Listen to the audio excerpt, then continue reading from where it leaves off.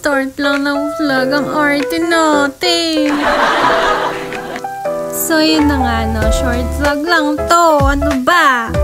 So, ito na nga. Leftover to ng adobo chicken. So, gagawin natin siya na adobo chicken flakes. So, ayan, no?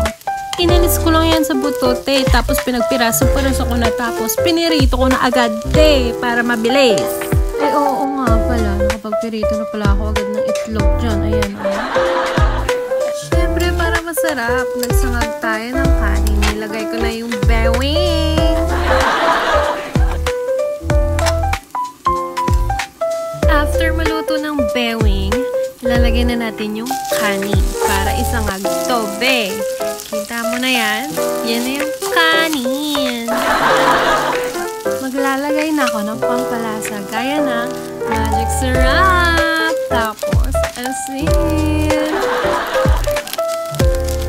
Huwag pala natin kakalimutan yung sauce ng adobo. So, ayan, no? Kita nyo? May pa-pineapple pa yan kasi nilagyan ng pineapple yung adobo, So, ayan, nilagay ko nga siya sa kanin para, alam mo na yun, sayang kasi yung sabaw niya, Voila!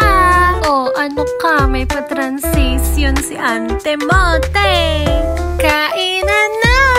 Ewan ko na lang kung pati kapitbahay mo di pumunta dito kakasigaw. Yun lang. Thanks for watching!